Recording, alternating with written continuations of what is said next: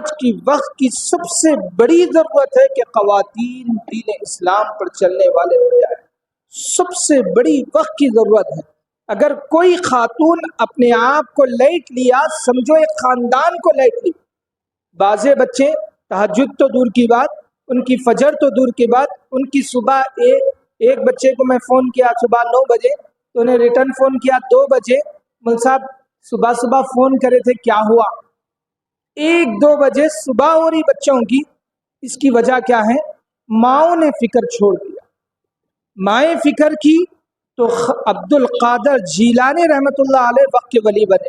ماؤں نے فکر کی، ٹیپو سلطان شہید رحمۃ اللہ علیہ وقت کے ولی بنے. ماؤں نے فکر کی، امام بخاری نابینا بخاری بینا والے بنے، اور بخاری کی کتاب آج پوری دنیا اسلام اور مسلمانوں کے لیے بہت بڑی دلیل اور حجت ہے. ماؤں نے فکر کی.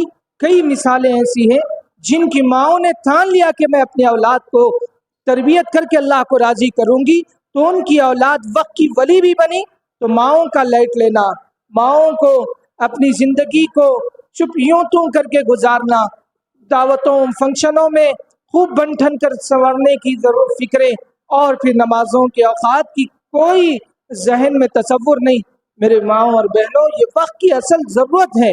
فلسطین کے بچوں کی شہادت ہمیں چیخ کر کہہ رہی ہے، اٹھو میری ماؤں اور بہنوں، ہم بھوکے ہیں، ہم پیاسے ہیں، ہمارے سر سے چھت نکل گیا، ہمارے جسموں سے بستر جدا ہو گیا.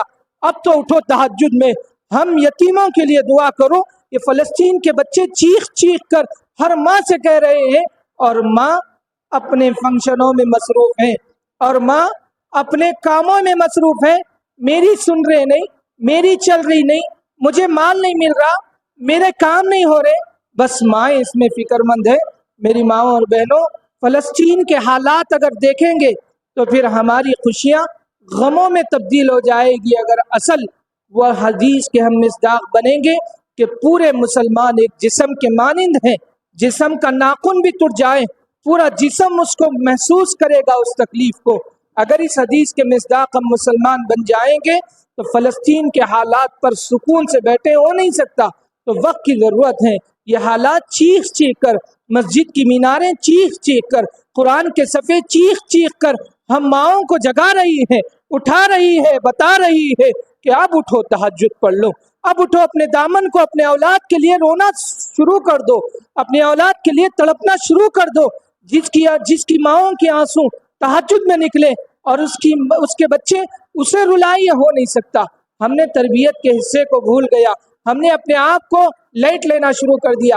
ایک بات کہہ کر اپنی بات کو ختم کرو. ایک مرتبہ مدرسہ صدیقیہ حفظ القرآن کی ابتدائی مرحلہ چل رہا تھا، تو ایک مل صاحب ہمارے مدرسے کو تشریف لائے. مجھ سے پوچھا مدرسے میں کتنے طالبات ہیں؟ میں نے کہا 43 طالبات ہیں. صرف 43. یہ صرف کا لفظ مل صاحب کو اچھا نہیں دکھا، تو مل صاحب نے آگے بڑھ کر یوں کہا، صرف 43 طالبات تم کہہ رہے ہو، سن لو، 43 طالبات نہیں، ایک ایک بیٹی، ایک ایک بچی، ایک ایک خاندان ہے. تمہارے پاس ایک بیٹی کا سدھرنا، ایک خاندان کا سدھرنا ہے، تو تمہارے پاس صرف 43 طالبات نہیں، بلکہ یہ کہو تمہارے پاس 43 خاندان ہے. 43 خاندان ہے. تم ایک سدھرو گے، انشاءاللہ پورا خاندان سدھرے گا. تم ایک تہجد پڑھو گے، انشاءاللہ پورا خاندان تمہارا فرما بردار اور اللہ کو راضی کرنے والا بنے گا. اللہ ہم سب کو عمل کی توفیق دے.